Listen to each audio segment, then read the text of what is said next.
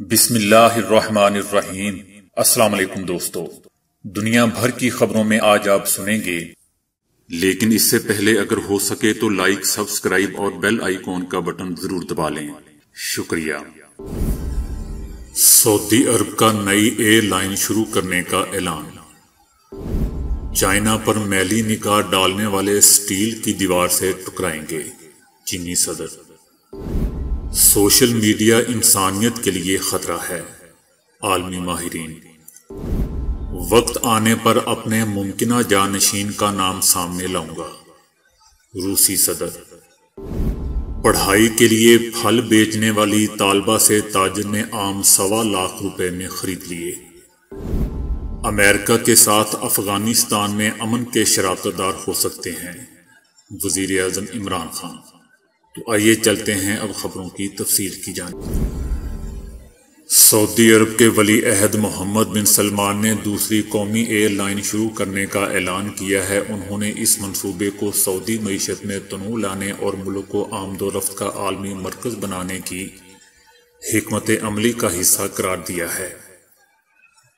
دوسری قومی air line بنانے کے بعد سعودی عرب ایئر ٹرانزٹ ٹریفک کے اعتبار سے دنیا میں 5ویں نمبر پر آ جائے گا۔ شہزادہ محمد بن سلمان سعودی عرب کی معیشت کا انحصار تیل کی فروخت سے دیگر شعبوں کی جانب منتقل کرنا چاہتے ہیں۔ اس کے لیے ولی عہد نے 2030 تک تیل کی فروخت سے ہٹ کر دیگر شعبوں میں قومی آمدن کے لیے 45 ارب ریال کا ہدف رکھا ہے۔ سعودی عرب کو نقل و حمل یا لاجسٹک کا بڑا عالمی مرکز بنانے کے لیے مجوزہ حکمت عملی میں بندرگاہوں، ریل کی پٹریوں اور سڑکوں کے جال بچھانے کے منصوبے بھی شامل ہیں۔ شہزادہ محمد بن سلمان کا کہنا تھا کہ لاجسٹک کی حکمت عملی سے سیاحت، حج اور عمرہ کے شعبے کے فروغ اور دیگر قومی اہداف کے حصول میں بھی مدد ملے گی۔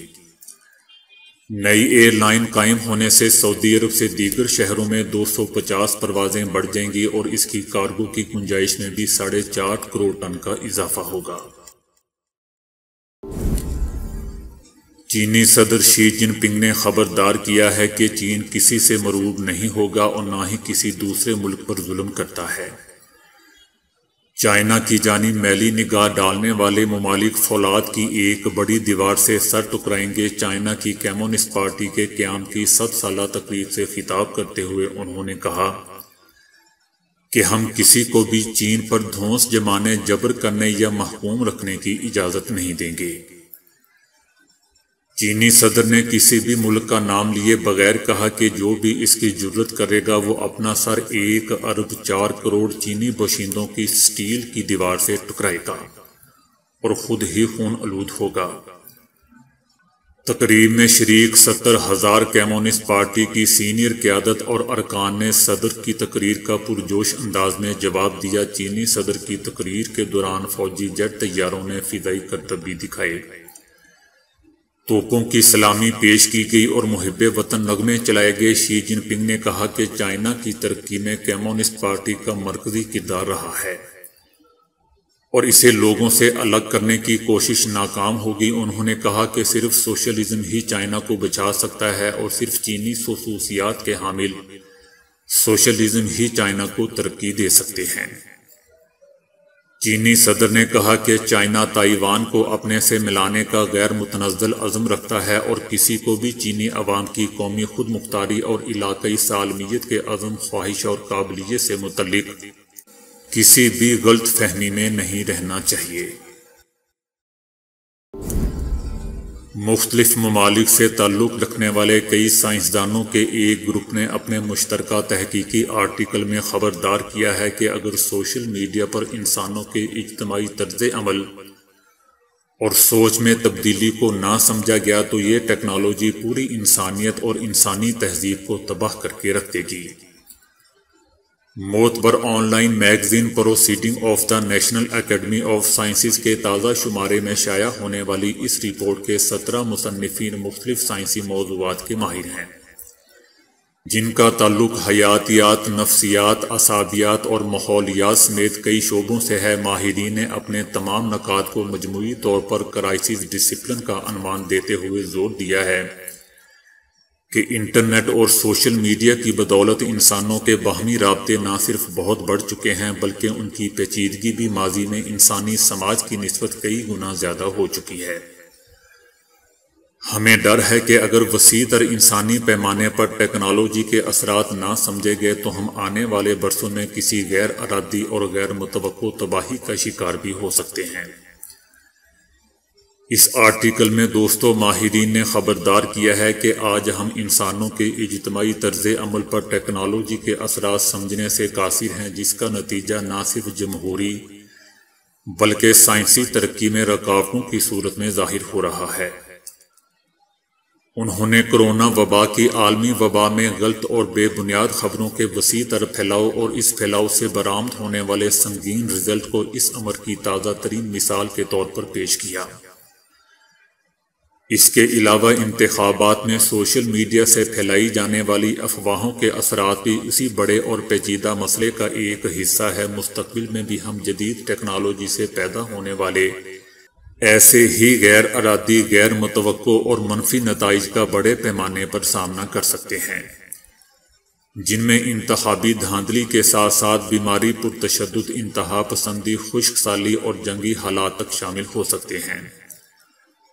دوستو یاد رہے کہ اپنے آرٹیکل میں ان سائنسدانوں نے سوشل میڈیا کو مکمل طور پر غلط قرار نہیں دیا بلکہ مختلف مواقع پر سوشل میڈیا کے کردار کو سراہا بھی ہے۔ مثلاً یہ کہ معاشرے کے وہ طبقات جو اقلیت میں ہے یا سماج میں ان کی بات نہیں سنی جاتی، آج وہ بھی سوشل میڈیا کی بدولت اپنے مسائل سے ایک وسیع حلقے کو آگاہ کر سکتے ہیں، جیسا کہ روہنگیا میں مسلمانوں کی نسل کشی یا فلسطین پر ہونے والا ظلم وغیرہ۔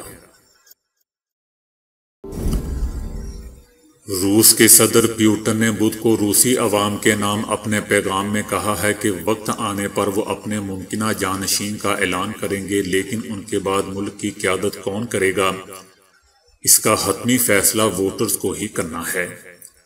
68 سالہ پیوٹن اس صدی کے آغاز ہی سے صدر یا وزیر اعظم کے عہدوں پر فائز رہے ہیں۔ ان کی موجودہ 6 سالہ مدت 2024 کے آخر تک جاری رہے گی۔ البتہ ان کے اس بیان کا تجزیہ کار باریک بینی سے جائزہ لے رہے ہیں کہ آیا پیوٹن اپنے اقتدار کو طول دینے کا ارادہ رکھتے ہیں یا نہیں۔ سرکاری ٹی وی پر عوام کے ساتھ سوال و جواب کے سیشن کے دوران گفتگو کرتے ہوئے روسی صدر کا کہنا تھا کہ وقت آئے گا جب مجھے امید ہے کہ میں یہ کہہ سکوں گا کہ میری رائے میں یہ شخص اس قابل ہے کہ وہ روس جیسے ہمارے شاندار وطن کی قیادت کر سکے۔ دوستو یاد رہے کہ سرد لڑائی کے دوران پیوٹن سابق سوویت یونین کی خفیہ ایجنسی KGB کے آفیسر تھے۔ دسمبر 1999 میں ان کے پیش رو صدر بورس یلسن نے انہیں قائم مقام صدر کے طور پر نامزد کیا تھا۔ بورس یلسن نے سابقہ سوویت یونین دور کے بعد روس کے پہلے صدر تھے۔ پیوٹن کے اصرار پر گزشتہ برس روسی آئین میں تبدیلیاں کی گئی تھیں، جس میں اجازت دی گئی تھی کہ وہ مزید 2 بار 6 سالہ مدت کے انتخابات میں امیدوار ہو سکتے ہیں۔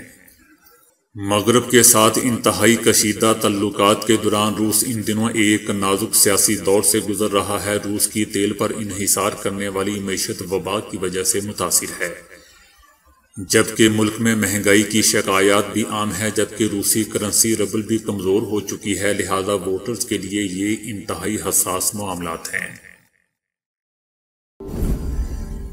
انڈیا میں آن لائن کلاسز لینے کے لیے پھل بیچ کر موبائل فون کے لیے رقم جمع کرنے والی طالبہ سے ایک بزنس مین نے 1 درجن آم سوا لاکھ میں خرید کر اس کی ضرورت پوری کر دی۔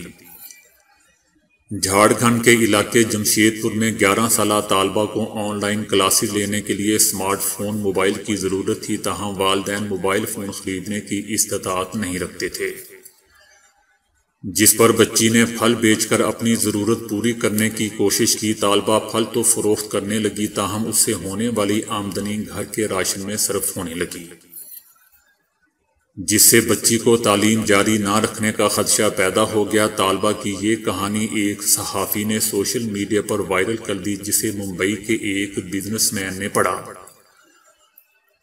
اور اس کو خطیر رقم بھجوا دی، تاہم لڑکی نے امداد کی بجائے پھل خریدنے کی شرط رکھی، جس پر بزنس مین نے فی آم 10,000 روپے کے حساب سے 1 درجن آم خرید لیے۔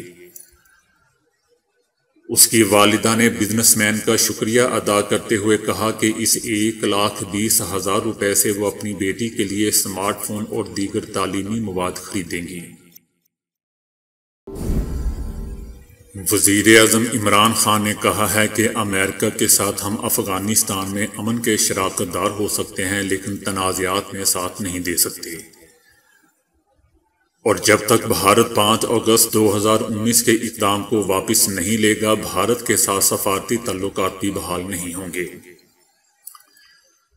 وزیر اعظم نے کہا کہ میں نے 21 سال عالمی کرکٹ کھیلی، ہم جس ملک میں کھیلنے جاتے تھے وہاں اس ملک کے اپنے امپائر ہوتے تھے، جو ہارتا وہ کہتا تھا کہ امپائروں نے ہرا دیا، کوئی اپنی ہار نہیں مانتا تھا۔ میں نے بطور کپتان یہ مہم چلائی اور پاکستان کی کاوشوں سے پہلی بار عالمی کرکٹ میں غیر جانبدار امپائر مقرر ہوئے۔ اب ہر ہارنے والا اپنی شکست تسلیم کر لیتا ہے، اس سے کرکٹ میں شفافیت آ گئی۔ وزیر اعظم نے کہا کہ اب وقت آ چکا ہے کہ ہم جب انتخابات میں حصہ لیں تو کسی کو دھاندلی سے شکست کی فکر نہ ہو۔ انہوں نے کہا کہ جب میں نے پہلے دن ایوان میں تقریر کی تو مجھے تقریر نہیں کرنے دی گئی، اس وقت اپوزیشن کا یہ موقف تھا کہ انتخابات ٹھیک نہیں ہوئے۔ امریکی صدر ٹرمپ نے بھی حالیہ انتخابات میں دھاندلی کا الزام لگایا تو ان سے اس ضمن میں ثبوت مانگے گئے۔ ہم اس نتیجے پر پہنچے ہیں کہ اس کا حل الیکٹرانک ووٹنگ مشین ہے۔ انہوں نے کہا کہ اپوزیشن اس سلسلے میں اپنی تجاویز سامنے لائے، ہم سننے کو تیار ہیں۔ انہوں نے کہا کہ اگر اصلاحات نہیں دیں گے تو نتائج متنازع ہی رہیں گے۔ وزیر اعظم نے کہا کہ مدینہ کی تہذیب دنیا کی سب سے عظیم تہذیب تھی، آج بھی جدید دنیا اسی ماڈل پر بنی ہوئی ہے، سائنس اور میڈیسن سمیت ہر شعبہ اسی ماڈل میں آگے بڑھا۔ وزیر اعظم عمران خان نے کہا کہ جب ہماری تہذیب پستی کا شکار ہوئی تو پھر ہم بھی نیچے آئے۔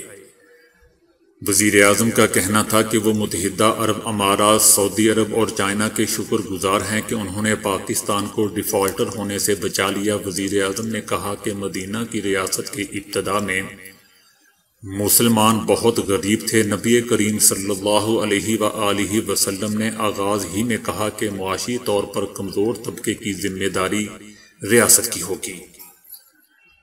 وزیر اعظم نے کہا کہ ایمان والے لوگ کوشش کرتے ہیں، جب ہم معاشی طور پر کمزور طبقات کا خیال رکھتے ہیں تو اللہ برکت دیتا ہے۔ چائنا اور ہندوستان کی آبادیاں 2 ارب سے زیادہ ہیں۔ 35 سال پہلے چائنا بھی اس مقام پر کھڑا تھا جہاں ہندوستان تھا۔ ہندوستان میں آج امیر اور غریب کے درمیان فاصلہ بہت بڑھ گیا ہے۔ اس کے برعکس چائنا نے مدینہ کی ریاست کے ماڈل کو اپنا کر معاشرے کے غریب اور کمزور طبقات کو آگے لانے کا فیصلہ کیا۔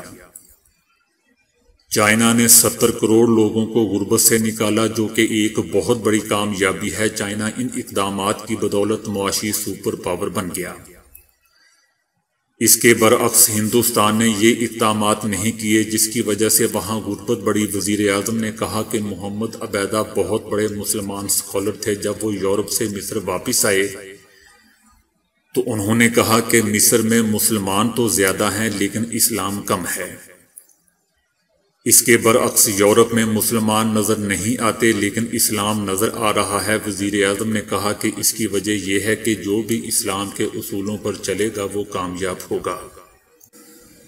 وزیر اعظم عمران خان کا آخر میں کہنا تھا کہ برطانیہ میں مفت اور معیاری تعلیم ملتی تھی، وہاں بے روزگاری پر امداد ملتی ہے، وہاں عدالتوں میں معاونت ملتی ہے۔ اب پہلی بار پاکستان اسلامی فلاحی ریاست کی طرف چل پڑا ہے۔